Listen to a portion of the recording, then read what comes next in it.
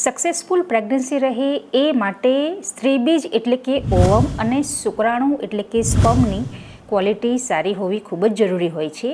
એ સાથે સાથે તમારા યુટ્રસ ગર્ભાશયની રિસેપ્ટિવિટી એટલે કે ગર્ભાશયનું જે એન્ડોમેટ્રિયમ છે તો એન્ડોમેટ્રિયમની ક્વોલિટી પણ સારી હોવી ખૂબ જ જરૂરી હોય છે.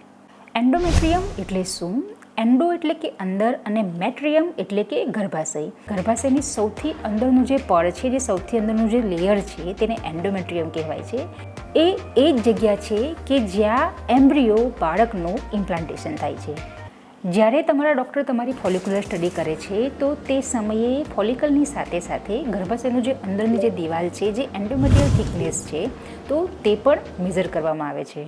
પીરિયડના સેકન્ડ કે થર્ડ ડે જે સોનોગ્રાફી કરવામાં આવે છે તો તે સમયે એન્ડોમેટ્રિયલ થિકનેસ માપીએ તો એન્ડોમેટ્રિયલ થિકનેસ 2 થી 3 મિલીમીટરની હોય છે. એ પછી ધીરે ધીરે આ જે અંદરનું જે એન્ડોમેટ્રિયમ છે તેની સાઇઝ વધે છે અને એ ઓવ્યુલેશનના સમયે લગભગ 7 થી 10 મિલીમીટરની સાઇઝનું થઈ જાય છે.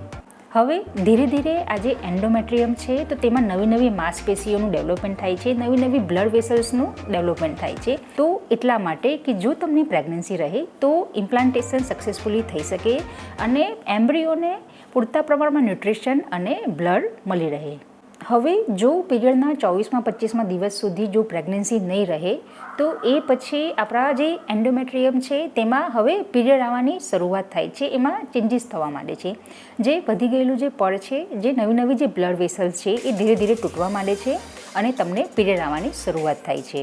પીરિયડ આવી ગયા પછી ફરીથી એન્ડોમેટ્રિયમની થિકનેસ છે એ 1 થી 2 મિલીમીટરની થઈ જાય છે.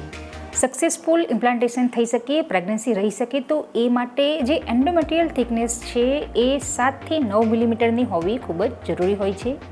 હવે એન્ડોમેટ્રિયમની થિકનેસની સાથે સાથે એન્ડોમેટ્રિયમની જે પેટર્ન છે તો પેટર્ન કેવી છે એ પણ જોવામાં આવે છે. તમે આ પિક્ચરમાં જોઈ શકો છો કે ગર્ભાશયનું જે અંદરનું જે લેયર છે, જે એન્ડોમેટ્રિયમ છે તો એ ટ્રિપલ લાઇન એટલે કે એમાં 3 લાઇન જોવા મળે છે, સૌથી ઉપર, વચ્ચે અને નીચે. તો એ પ્રકારે જો લાઇન બને તો એને ટ્રિપલ લાઇન એન્ડોમેટ્રિયમ કહેવાય છે. તો પ્રેગ્નન્સી રહે એ માટે આ જે એન્ડોમેટ્રિયમ છે તેની પેટર્ન આ રીતે ટ્રિપલ લાઇન હોવી ખૂબ જ જરૂરી હોય છે.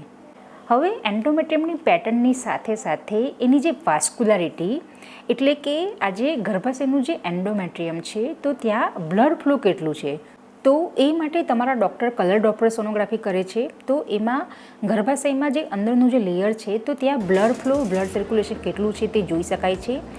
જે તમે સોનોગ્રાફીમાં જોઈ શકો છો કે જે રેડ અને બ્લુ કલરમાં જે તમને દેખાય છે એ બ્લડ ફ્લો છે.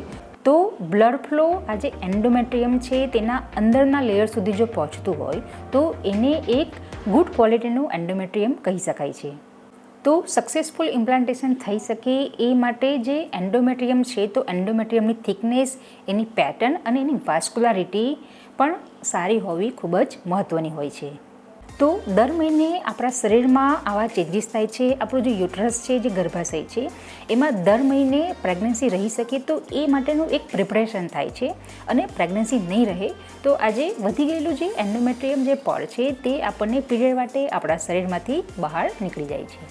ફ્રેન્ડ્સ, જો તમને આ વિડીયો પસંદ આવેલો હોય અને હેલ્પફુલ લાગેલો હોય તો જરૂરથી એને લાઇક કરો અને શેર કરો. અને જો તમે આ ચેનલ પર નવા હો તો ચેનલને સબસ્ક્રાઈબ કરવાનું ભૂલશો નહીં.